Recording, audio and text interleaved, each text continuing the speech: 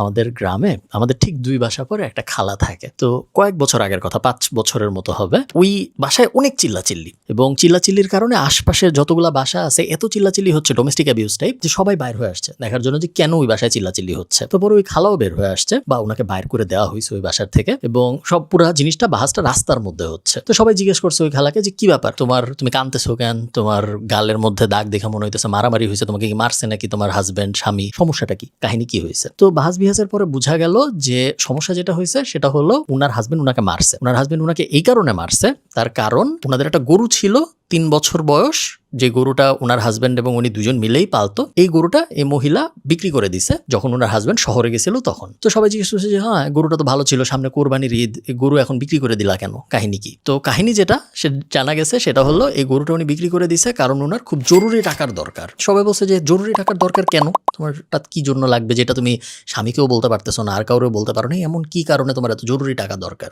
তো সে বলবে না। অনেকক্ষণ পরে অনেক বাস বিচার, যে তালাক দিয়ে দিব, ডিভোর্স হয়ে যাবে, হ্যান ত্যান অনেক কিছু করার পরে ইভেনচুয়ালি যায় সে বলছে যে আমি গরু বিক্রি করছি কারণ আমি 4টা মোটরসাইকেল কিনছি টিভিএস এর। তো তখন সবার আরো মাথায় হাত, যে গ্রামের মধ্যে তুমি পালো গরু, তোমার জামাই করে কৃষি কাজ, 4টা মোটরসাইকেল দিয়ে তুমি করবা কি? তারা জিজ্ঞাসা, তুমি কি মোটরসাইকেল চিনো, তুমি কি মোটরসাইকেল কোনোদিন চালাইছো, তোমার জামাই চালায় সাইকেল এবং তোমাদের মোটরসাইকেল কোনো দরকারও নাই ওই গ্রামের ভিতরে, তাহলে কেন তোমার মোটরসাইকেল লাগবে? আবারও সে বলবে না কাহিনী। তো তাকে অনেক যখন প্রেস করা হয়েছে তখন সে বলছে যে মোটরসাইকেল কিনছি কারণ মোটরসাইকেল দামে 5 ভাগের 1 ভাগে পাইছি, ইভ্যালি নামে একটা ওয়েবসাইট আছে, ওইখান থেকে মোটরসাইকেল কিনছি। কয়েকদিন পরে যখন মোটরসাইকেল ডেলিভারি আসবে তখন আবার সেম দামে বেচে দিব, আমার যে টাকা ওই টাকা 5 গুণ হয়ে গেল, আমার কোনো কষ্টই করা লাগলো না, আমি জিতলাম। এই কাহিনী আমি আপনাদের এই জন্য বলতেছি, তার কারণ যুগে যুগে বাঙালিদের সাথে এই জিনিস হয়ে আসতেছে। আমার মনে আছে আমি যখন ছোট, আমার ইউটিউব চ্যানেলের শুরুর দিকে, তখনও MLM ব্যাপারটা বাংলাদেশের নতুন নতুন, তখন আমি ফার্স্ট চ্যাম্প ক্যাশ নামে একটা কোম্পানি নিয়ে ভিডিও বানাইলাম। চ্যাম্প ক্যাশের কাহিনী কি, ওই ওয়েবসাইটে ওই অ্যাপের ভিতরে যারা আইডি খুলে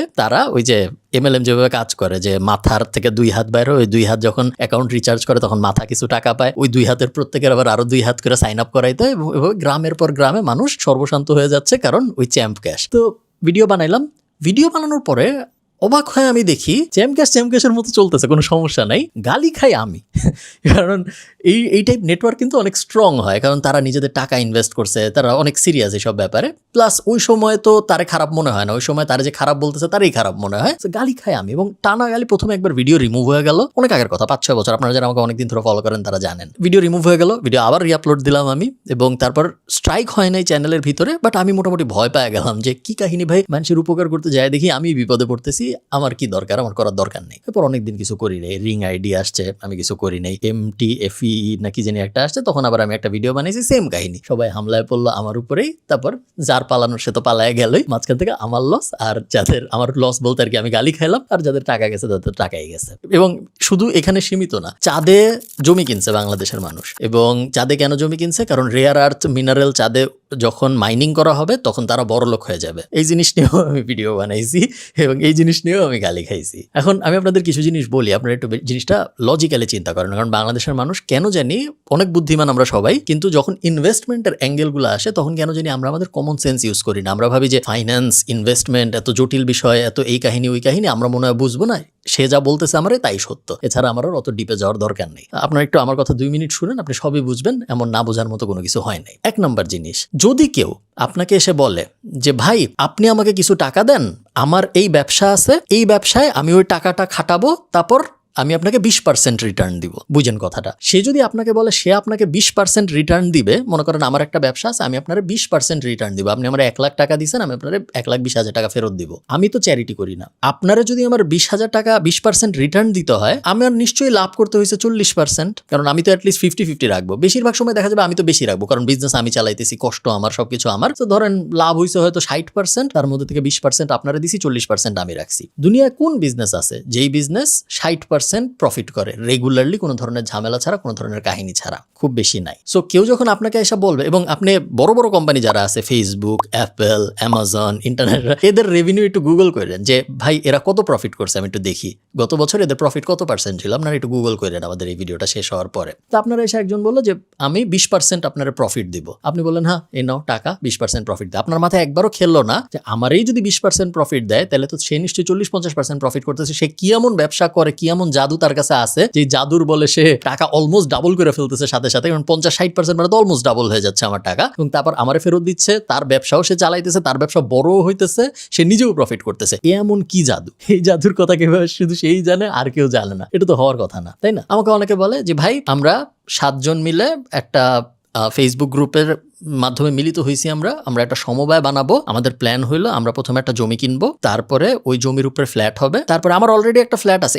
এটা আমার একটা বন্ধু আমারে বলছে, আমি ওর একদম সামনাসামনি যেটা বুঝাইছি আমি আপনাদেরকে ওইটাই বুঝাবো। আমার বন্ধু আমাকে বলতে যে আমি এইভাবে পরিচয় হয়েছে, এই সমবায় সমিতি ম্যানেজমেন্ট খুব ভালো, কোনো সমস্যা নাই। এখন আমরা একটা জমি কিনছি, আমরা 7 জন মিলে সবাই টাকা দিয়ে, এখন এই জমির উপরে অ্যাপার্টমেন্ট হবে G7 G+7, মানে 7 তলা অ্যাপার্টমেন্ট, গ্রাউন্ড ফ্লোর এরকম হবে। হওয়ার পরে আমরা যারা পার্টিসিপেট করছি আমরা সবাই একটা করে ফ্ল্যাট পাবো। তো আমি ওকে জিজ্ঞেস করছি যে ঠিক আছে, খুব ভালো কথা, তুই ফ্ল্যাট পাবি, ফ্ল্যাট পাওয়ার জন্য তোর টোটাল কত টাকা দিতে হচ্ছে? আমাকে বললো যে শুরুর দিকে আমি জমির জন্য আমার ভাগে পড়ছিল এই 28 লাখের মতো সব, তারপর ফ্ল্যাট হবে যখন সব মিলে 1200 স্কোয়ার ফিটের ফ্ল্যাট হইতে আমার 2 কোটির আশপাশে খরচ হয়ে যাবে, কিন্তু যদি আমি রেডি একটা ফ্ল্যাট কিনতাম তাহলে আমার 4-5 কোটি টাকা লেগে যেত, আমার হাফের মতো বেঁচে যাচ্ছে এই সমবায়ের কারণে। তো আমি ওকে বললাম যে তুই ব্যাপারটা একটু বুঝ, যে তোর অলরেডি ফ্ল্যাট আছে, তুই ওই ফ্ল্যাটে যা থাকবি না, তোর অলরেডি মাথা গোজার ঠাই আছে। এখন তুই এই ফ্ল্যাটে তারপরেও ইনভেস্ট করছিস, তার কারণ তোর মনে হয়েছে যে ফ্ল্যাটটা হবে তখন ওই ফ্ল্যাট আমি ভাড়া দিব, তারপর আমার ইনকাম হবে। মনে করেন আপনি 1 কোটি টাকা দিয়ে একটা ফ্ল্যাট কিনছেন, মনে করেন এখন আপনি ঠিক করলেন যে এই ফ্ল্যাট আমি এখন ভাড়া দিব, ভাড়া দিয়ে আমি আমার এই 1 কোটি টাকা উঠাবো। আপনি যদি ভাড়া দেন, মনে করেন 30,000 টাকা ভাড়া, 30,000কে আপনি কখনো 1 কোটি দিয়ে ভাগ দিচ্ছেন? 30,000কে যদি 1 কোটি দিয়ে ভাগ দেন আসবে হলো 333 সামথিং, মানে হলো যদি 30,000 টাকা ভাড়া হয় আপনার অলমোস্ট 28 বছর লাগবে 1 কোটি টাকা উঠতে। একটা ফ্ল্যাট 28 বছর ধরে কোনো ঝামেলা ছাড়া টিকে থাকবে, ওই ফ্ল্যাটের কোনো ডেপ্রিসিয়েশন হবে না, কোনো ক্ষতি হবে না, দাম বাড়তেই থাকবে ফ্ল্যাটের, এটা অসম্ভব। যত দিন যায় তত ফ্ল্যাটের দাম আস্তে আস্তে কমে, second hand, third hand, fourth hand ফ্ল্যাটের দাম কিন্তু ফার্স্ট হ্যান্ড ফ্ল্যাটের দামের থেকে কম, কারণ অনেক মানুষ ইউজ করছে, অনেক পুরান হয়ে গেছে, অ্যামিনিটিস পুরান হয়ে গেছে, দেয়ালে এই সমস্যা ওই সমস্যা, এলাকা পুরান হয়ে গেছে, ইত্যাদি ইত্যাদি। সো রিয়েলিস্টিক্যালি স্পিকিং ওই 1 কোটি টাকা 30 বছরের ওই 1 কোটি টাকা উনি কোনোদিনও উঠাইতে পারবে না, ওটা একটা লস প্রজেক্ট। একমাত্র লস প্রজেক্ট হইতো না যদি উনি নিজে যায় ওখানে থাকতো, তাও হয়তো লস প্রজেক্ট, যেহেতু নিজে থাকে ওটা তো নাইলে তো ভাড়ায় টাকা খরচ হইতোই, তো ওভাবে ব্যালেন্স আউট হয়ে যায় এবং নিজের মাথা গোজার ঠাই তো লাগবেই। বাট ইনভেস্টমেন্ট হিসেবে ওটা খুব একটা ভালো ইনভেস্টমেন্ট না। আমাদের ছোটবেলায় আমরা ধানমন্ডির একটা গ্রিন রোডের একটা জায়গায় একটা বাসায় ভাড়া থাকতাম, তার সামনেই একটা মাঠের মতো ছিল, ঠিক মাঠ না, বালির মাঠ। তো আমি যখন ছোট তখন ওখানে আমি ক্রিকেট খেলা শুরু করছি, ধরেন আমি তখন ক্লাস 4-এ পড়ি, আমি তারপর SSC দিছি, আমি তারপর ইন্টার পাস করছি, আমি তারপর ব্যাচেলর পাস করছি, আমি তারপর মাস্টার্স পাস করছি, এখনো মানুষ ওই মাঠে খেলে। ওটা কিন্তু মাঠ না, ওটা কি জানেন? ওখানে 5 জন মিলে একটা জমি কিনছিল, জমি কেনার পরে ঝামেলা হয়েছে 5 জনের মধ্যে, একজন এই চায় আরেকজন ওই চায়, একজন বলে আমি বেচে দিব, বাকিরা বলে না বেচবো না। শুরুতে আমরা ঠিক করেছিলাম সবাই মিলে বানাবো। ওই আমার 20 বছরের ক্রিকেট খেলার জার্নি, উনারা জমির উপরে বিল্ডিং বানাইতে পারে নাই, আইনের ঝামেলার কারণে, নিজেরা মামলা মোকদ্দমা করতে থাকার কারণে আমরা ক্রিকেট খেলে গেছি আমাদের মতো। আমি দেখি যে মানুষ বলে যে ভাই এই যে এখানে এই পোস্ট দেখছি, এইখানে যদি আমি 25,000 টাকা ইনভেস্ট করি তাইলে আমি কক্সবাজারে 5 তারকা হোটেলের মালিক হব। আমি তারা বলছি ভাই এটা কি কাহিনীটা আসলে কি, যে এমন কে, কোন সেই ইলন মাস্ক যে সবাইরে বলতেছে যে ভাই তোমরা আমার টাকা দাও, আমি হোটেল বানাবো এবং তারপরে এই হোটেল থেকে আমি প্রফিটও করব, তারপর প্রফিট যখন হবে তখন তোমার শেয়ার অনুযায়ী আমি তোমারে প্রফিট দিতে থাকবো। কে সে?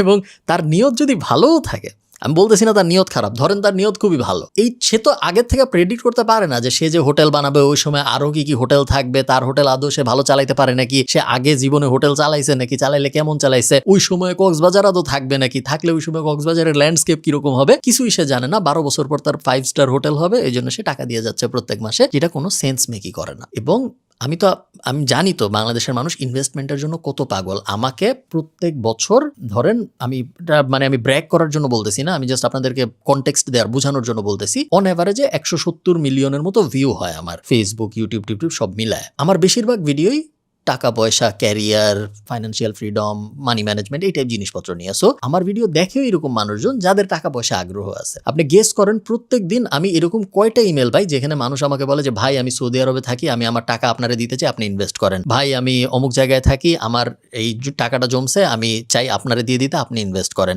ভাই আমার বাবা মারা গেছে, আমার হাতে 30 লাখ টাকা আসছে, এই 30 লাখ টাকা দিয়ে কি করবো আপনি বলে দেন। অন অ্যাভারেজে প্রত্যেক দিন আমি এরকম 70-80টা করে ইমেল পাই। এখন এই মানুষগুলো সবাই ইনভেস্ট করার জন্য পাগল। এখন আমি তো নেই না, কিন্তু আমি নেই না মানে তো এই না যে আরেকজন নিবে না, কেউ না কেউ নেই। এবং আমি ওই দিন ভিডিও দেখলাম যে এক কোম্পানি তারা কোর্স বানায়, সেই কোর্সের জন্য সে 118 মিলিয়ন টাকা উঠাইছে মার্কেট থেকে ক্রাউড ফান্ডিং করে। তার মধ্যে একজন দিছে আবার 32 লাখ টাকা। সে একটা ভিডিও একজন ইন্টারভিউ নিচ্ছে, সে বলতেছে যে ভাই আমি 32 লাখ টাকা দিছি, এখন তো সে পালায় গেছে, সে টাকা আর দিতে পারতেছে না, এখন আমি কি করব। ভাই আপনারা তো এই যে সম্মিলিত ইসলামী ব্যাংকের কাহিনী তো আপনারা জানেন তাই না, যে বাংলাদেশে কিন্তু ইসলামী ব্যাংক বাংলাদেশ ছাড়া অন্য যে কটা ইসলামী ব্যাংক ছিল তারা কেউ অত পাওয়ারফুল ব্যাংক ছিল না। আপনার ছোটবেলায় আপনি চিন্তা করে দেখেন, কখন কি আপনি দেখছেন যে অমুক ইসলামী ব্যাংকে, ইসলামী ব্যাংক বাংলাদেশ ছাড়া মেইন যেটা, ওটা ছাড়া অমুক শাহজালাল ইসলামী ব্যাংকে অনেক মানুষের অ্যাকাউন্ট আছে, বা তমুক ইসলামী ব্যাংকে অনেক মানুষের অ্যাকাউন্ট আছে, অমুক আপনারা কিন্তু দেখেন নাই। কিন্তু হঠাৎ করে 3-4-5 বছর আগে আপনারা দেখলেন যে এই 5-4টা ব্যাংক অনেক জনপ্রিয় হওয়া শুরু করলো। কেন এরা জনপ্রিয় হওয়া শুরু করলো? ঠিক আছে, ওরা টাকা নিয়ে পালায় গেছে, আমি বুঝছি যে ওদের অ্যাকাউন্টে এখন যদি আপনি যা বলেন আমাকে 5,000 টাকা দেন আমার অ্যাকাউন্ট থেকে, ওরা দিতে পারে না, এটিএম থেকে 500 টাকাও বাইর হয় না, বুঝলাম, ওরা পালায় গেছে, খারাপ চোর। কিন্তু এরা এত টাকা পাইলো কিভাবে, এত ডিপোজিট এদের কাছে আসলো কিভাবে? এই যে ভালো ব্যাংক যেগুলো আছে, আমি নাম বলতেছি না, ধরেন বাংলাদেশের বড় বড় প্রাইভেট ব্যাংক বা বড় বড় পাবলিক ব্যাংক যেগুলো আছে, তারা তো এত টাকা ডিপোজিট পায় নাই। এই মাঝখান থেকে 4-5টা ব্যাংক কিভাবে এত টাকা, এরা যে গ্রাহকের টাকা নিয়ে পালায় গেল, গ্রাহকের টাকা এদের কাছে এত আসলো কিভাবে? গ্রাহক তো যায় অ্যাকাউন্ট খুলে টাকা জমা দিছে, তাই না? তো গ্রাহক কেন এত যায় অ্যাকাউন্ট খুলে টাকা জমা দিছে? কারণ এই প্রত্যেকটা ব্যাংক কোটিপতি স্কিম, হাই ইন্টারেস্ট, আমরা 12% দিব, অন্যরা 12% দেয়, আমরা 13% দিব, অন্যরা 9% দেয়, আমরা 11% দিব। এই কাহিনীগুলা করে করে এবং মানুষ পাগল হয়ে গেল। মানুষ সাথে সাথে তার সঞ্চয়পত্র ভেঙে ফেললো, তার অন্যান্য ফিক্সড ডিপোজিট যেগুলো ছিল অন্যান্য ব্যাংকে সেগুলো ভেঙে ফেললো, এবং সবাই যায় ওই 5-6টা ব্যাংকের ভিতরে অ্যাকাউন্ট খুলে নিজেদের টাকা দেওয়া শুরু করলো। কেন? লোভ। কেন? আমার ইনভেস্ট করতে হবে, ইনভেস্ট করে আমি বড় লোক হয়ে যাব এই জন্য। এবং তারপর যা হওয়ার তাই হয়েছে, সব টাকা আরেক কোম্পানি নিজেরাই আরেক কোম্পানির লোন দিছে, তারপর সে টাকা টুকা নিয়ে পালায় গেছে। এখন তারপর একীভূত হচ্ছে, এখন কি হবে আল্লাহ ছাড়া কেউ জানে না। তো যুগে যুগে আমরা বাংলাদেশে একই ফরম্যাট বারবার হইতে দেখতেছি। কিছু মানুষ তার কাছে টাকা আসতেছে এবং সে ইনভেস্ট করার জন্য পাগল হয়ে যাচ্ছে। 1 নাম্বার লেসন হলো আপনার ইনভেস্ট করা লাগবে না, ইনভেস্ট করা জরুরি না। আপনি নিজের উপর ইনভেস্ট করেন, পারলে নিজে একটা ব্যবসা শুরু করেন, পারলে নিজে একটা এই যে ইউনিভার্সিটিতে যায় ডিগ্রি নেন, পারলে নিজে একটা কিছু শিখেন, পারলে আপনি বিদেশ চলে যান, নিজে কিছু একটা করার চেষ্টা করেন। ওই মেন্টালিটিতে থাকেন না যে ভাই আমার কাছে 1 লাখ টাকা হয়েছে, আমি কিছু করবো না, আমি শুয়ে থাকবো, কিন্তু আমি আরেকজনের খুঁজবো যে আমার এই 1 লাখ টাকারে 1,20,000 টাকা বানায় দিবে। এই নেন ভাই আমার 1 লাখ টাকা, আমি আপনারা দিলাম 1,20,000 টাকা বানায় আমার ফেরত দিন। এই মেন্টালিটি যদি আপনার থাকে, আপনার সেম কাহিনীতে পড়বেনই, আবার পড়বেন, তারপর 7 দিন পরে আবার পড়বেন, তারপর 2 মাস পরে আবার পড়বেন। আপনারা দেখছেন যে বাংলাদেশে এখানে মানে ডিটেইল কথাবার্তা বলতে গেলে কিন্তু অনেক কথা বলতে হবে। যেমন আমরা জানি যে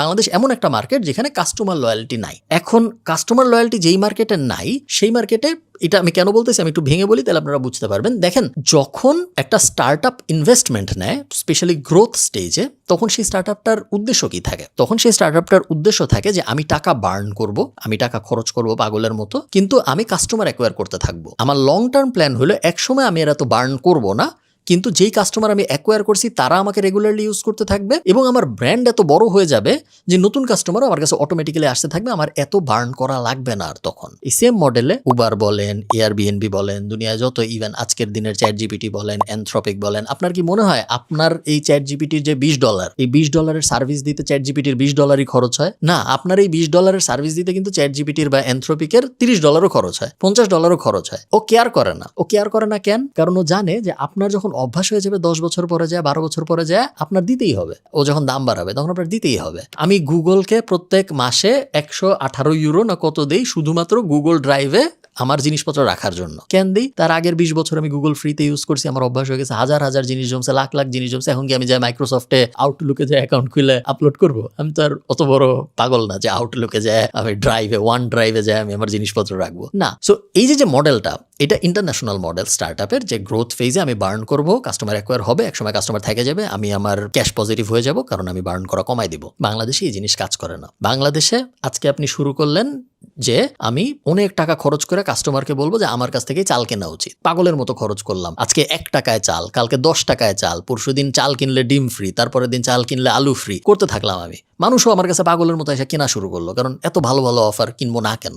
যেই দিন আমি আমার বার্ন অফ করব এবং যেই দিন আরেকটা কম্পিটিটর আসবে এবং সে আমার থেকে কম টাকায় সার্ভিস বিক্রি করা শুরু করবে, ইমিডিয়েটলি পুরো বাংলাদেশের মানুষ ওর কাছ থেকে কেনা শুরু করবে, আমার কাছ থেকে আর কিনবে না। বাংলাদেশের মানুষের সাইকোলজিটাই এটা, আমরা খুবই প্রাইস সেন্সিটিভ, আমরা ব্র্যান্ড লয়াল না। স্পেশালি দেশি ব্র্যান্ডের প্রতি তো আমরা লয়াল নাই। এবং বাংলাদেশে যতগুলা স্টার্ট আপ ফান্ডিং নিছে, আপনার মানে নাম বললে তো সব কটারই নাম বলতে হবে, ধরেন চাল ডাল থেকে শুরু করে হাবিজাবি যারা যারা আছে, আমি আর নাম বললাম না কারণ এদের অনেককে আমি পার্সোনালি চিনি, নাম বলাটা ভালো দেখায় না। এরা ইনস্টিটিউশনাল ফান্ডিং নিছে, এরা বিদেশ থেকে টাকা নিছে, বিশাল বিশাল মানে জ্ঞানীগুণী বোদ্ধা দিয়ে তাদের টিম সাজানো, এরাও স্ট্রাগল করে এবং এরা কেউ কিন্তু আহামরি প্রফিটেবিলিটিতে যাইতে পারে নাই। এদের অনেকেই আপনারা জানেন যে আবার ক্রাউড ফান্ড করে মানুষের কাছ থেকে টাকা নিতে হয়েছে জাস্ট অপারেশনাল এক্সপেন্সেস চালানোর জন্য। তো ইনস্টিটিউশনাল ব্যাকিং সহ হাজার হাজার কোটি টাকা সহ এরা পারে না, কিন্তু পারবে কে? জব্বার সাহেব, যে 18 জনের কাছ থেকে 1 লাখ টাকা করে নিছে কারণ সে অমুক জায়গায় জমি কিনবে, তারপর সেই জমিতে চাষবাস হবে, তারপর সেই জমিতে গাছ হবে, তারপর সেই গাছ বিক্রি করবো আমরা, তারপর আমরা বড়লোক হয়ে যাবো 18 জন মিলে। এটা কি সম্ভব? আপনার মনে হয়, আপনার কমন সেন্সে কি বলে যে এই জিনিস হওয়া সম্ভব? আমরা জানি কমন সেন্সে যে এই জিনিস হওয়া সম্ভব না। এবং বিদেশে অ্যাক্রিডেটেড ইনভেস্টর না হইলে বড় অঙ্কের টাকা ইনভেস্ট করা যায় না। বিদেশে বলতে আর কি নর্থ আমেরিকায় আপনার সম্ভবত 1 লাখ, আমি যেহেতু আমেরিকায় থাকি না, আমেরিকার আইন কারণ আমি অত ভালো জানি না, বাট 1 লাখ টাকার বেশি যদি আপনি ইনভেস্ট করতে চান, আপনার অ্যাক্রিডেটেড ইনভেস্টর হইতে হয়, ইনভেস্টর হওয়ার লাইসেন্স লাগে নিজের। এটা করাই হয়েছে, আইনটা করাই হয়েছে যে মানুষজন যেন আবল তাবল ইনভেস্টমেন্ট করে না ফেলে, ওই জন্য। তো বাংলাদেশে তো এরকম কোনো ব্যাপার নাই, যে যার মতো করে বলতেছে যে ভাই আমি এটা কিনবো, সবাই মিলে আমার টাকা দেন, সবাই মিলে আমাকে টাকা দিচ্ছে, সে এটা কিনতেছি। আমাকে ওই দিন আমার এক ভাই বলতেছিল, উনি চায়না একটা ইম্পোর্টার এক্সপোর্টের ব্যবসা করে, উনি বলতেছিল যে ওনার পরিচিত একজন আছে যিনি অনেক মানুষের কাছ থেকে টাকা নিছে এবং উনি বলে যে এই যে উনি মানে এভাবেই প্রমোশনটা করে যে আপনার ছেলে তো কখনো একটা মুরগি কিভাবে দৌড়ায় দেখে নাই, আপনার ছেলে তো কখনো একটা ছাগল কিভাবে কাঁঠাল পাতা খায় দেখে নাই। আমরা আপনাদের সবার টাকা নিয়ে এক টুকরো জমি কিনবো ওই গ্রামে, তারপর ওই গ্রামের ওই জমিতে মুরগি থাকবে, ওই গ্রামের ওই জমিতে ছাগল থাকবে। আপনার যখন ইচ্ছা আপনি আপনার বাচ্চা নিয়ে চলে আসবেন, আপনার বাচ্চা মুরগির পিছনে দৌড়াবে, আপনার বাচ্চা ছাগলকে কাঁঠাল পাতা খাওয়াবে, আপনারা এই যে সেম গাছ কিভাবে বড় হয়, ছাগল কিভাবে পাতা খায়, এগুলো সব আপনারা খুব সুন্দর করে আবার দেখতে পারবেন। এবং এই জন্য আপনারা সবাই আমাকে টাকা দেন, আমরা সবাই মিলে চলেন এই জিনিস করি। তো অনেকে দিছেও। এবং এই যে মডেল, যে অন্যের টাকা নিয়ে আমি ব্যবসা দাঁড় করাবো, এই মডেল খুব একটা স্মার্ট মডেল না। এবং এই মডেলে বেশিরভাগ সময় লাভের থেকে ক্ষতি হয়। আপনার ক্ষতি হবে, যে টাকা নিতেছে তার ক্ষতি হবে না, তার তো লাভ হবেই, বাট যিনি টাকাটা দিচ্ছে তার ক্ষতি হবে। আমরা ছোটবেলা থেকে বাংলা সিনেমায় দেখে আসছি যে ভাইয়ে ভাইয়ে জমির ক্যাচাল, বাপে ছেলেতে জমির ক্যাচাল, ভাই বোনদের মধ্যে যে সম্পদ ভাগাভাগি নিয়ে ক্যাচাল। এবং আপনি যদি কখনো কোর্টে যায় দেখেন যে বাংলাদেশে কি পরিমাণ রায় পেন্ডিং আছে জাস্ট অ্যাসেটের ঝামেলা নিয়ে। যে জমি এমনও হয়েছে যে একটা বাসা, সেই বাসায় 3 রুম, ওই এক ফ্ল্যাটই বাপ মা ছেলে মেয়েকে বুঝাই দিয়ে গেছে, সেই 3 রুমের মাঝখানে দেয়াল দিছে তার কারণ, এবং তারপর ওই দেয়ালের ভিতরে আবার দরজা বানাইছে, দরজা বানায় সেই দরজা আবার লক লাগাইছে, কারণ এখন তো ওটা সে বেচবে, কিন্তু এ বেচবে না, এ ভাড়া নিতে চায় আবার এ ভাড়া দিতে চায় না। এখন ওইটারে এক বিল্ডিং এর এক অ্যাপার্টমেন্টে 2 ভাগ করে এখন 2 জন আলাদা করে ভাড়া দেয় এবং তারপরে সে ভাড়ার টাকা খায়। সেইখানে আপনি ভাবতেছেন যে না, র্যান্ডম একজনকে টাকা দিছি, কিছু তো হইতেছে না, আমি বড়লোক হয়ে যাবো। এটা তো হওয়ার কথা না, তাই না? তো এই বিষয়ে আমি আসলে ভিডিও বানাইতে চাই না, কারণ এই বিষয়ে এই মানে ইনভেস্ট কোথায় করব, ইনভেস্ট করা উচিত নাকি, ইনভেস্ট করলে কিভাবে করব, এই অ্যাঙ্গেলে আমি যখনই কথাবার্তা বলি, এই সব কয়টা গ্রুপের অমুক ক্রাউড ফান্ডিং, তমুক এই, তমুক সেই, তমুক হোটেল, তমুক, এরা সবাই মিলে আসলে আমাকেই তারপর গালাগালি করা শুরু করে। সো এটা আমার এই বিষয়ে জীবনের লাস্ট ভিডিও আপনি বলতে পারেন। আপনার টাকা আপনি ফার্ম গেটে যা পুরাই দিলেও আমার কিছু যায় আসে না, আপনার টাকা আপনি খায়া ফেললেও আমার কিছু যায় আসে না, আপনার টাকা দিয়ে আপনি কক্সবাজারে 5 তারকা হোটেলের মালিক হইলেও আমার কিছু যায় আসে না, আপনি চাঁদে জমি কিনলেও আমার কিছু যায় আসে না। আমি জাস্ট একজন শুভাকাঙ্ক্ষী হিসেবে আপনাদের সাথে এই ব্যাপারটা শেয়ার করলাম। এবং আমি নিজে কখনোই এই ধরনের জিনিসপত্রে ইনভেস্ট করি না। হ্যাঁ, আমি স্টার্ট আপে ইনভেস্ট করি, বাট স্টার্ট আপে যখন আমি ইনভেস্ট করি তখন আমি শুধু ওই টাকাটুকুই স্টার্ট আপে ইনভেস্ট করি। আপনারা জানেন আমরা ফাউন্ডার্স ডে নামে একটা শো করি ইউটিউবে, শুধু ওই টাকাটুকুই আমি স্টার্ট আপে ইনভেস্ট করি, যেই টাকাটুকু আমি 100% হারাতে প্রস্তুত। স্টার্ট আপে ইনভেস্ট করা, বিজনেসে ইনভেস্ট করা, যতগুলা ইনভেস্টমেন্টের ফর্ম আছে তার মধ্যে রিস্কিয়েস্ট, কারণ আপনি একটা কোম্পানিতে টাকা দিচ্ছেন, সেই কোম্পানির কি হবে এটার কোনো কন্ট্রোল আপনার হাতে নাই। এবং ওই কোম্পানি যে চালাচ্ছে সে যদি অনেক ভালোও হয়, তারপরেও তার কন্ট্রোলে নাই অনেক কিছু। এবং এমন হইতে পারে যে সে ফাউন্ডার অনেক ভালো, সে ভালো মানুষ, কিন্তু তারপরেও সে ব্যবসা চালাইতে পারে, হইতেই পারে। কারণ আমরা জানি যে আপনি যদি ব্যবসা শুরু করেন 8 বার আপনি ফেল করবেন, তারপর আপনি একবার সফল হবেন, এটা আমেরিকান স্ট্যাট। এবং তারপরে যারা সফল হয় তার মধ্যে আবার একটা বড় অংশ তার পরবর্তী 5 বছরের মধ্যে ফেল করে। সো আমি স্টার্ট আপ ইনভেস্ট করি, বাট শুধুমাত্র ওই টাকাটাই করি যে টাকাটা আমি হারাইতে রাজি। আপনাদের বেশিরভাগের জন্য বিভিন্ন বিজনেসে ইনভেস্ট করা ভালো স্ট্র্যাটেজি না। সো আপনারা এই জিনিসটা কইরেন না। ভালো থাকেন, আপনাদের সাথে আমার দেখা হবে পরের কোনো একটা ভিডিওতে। টাটা।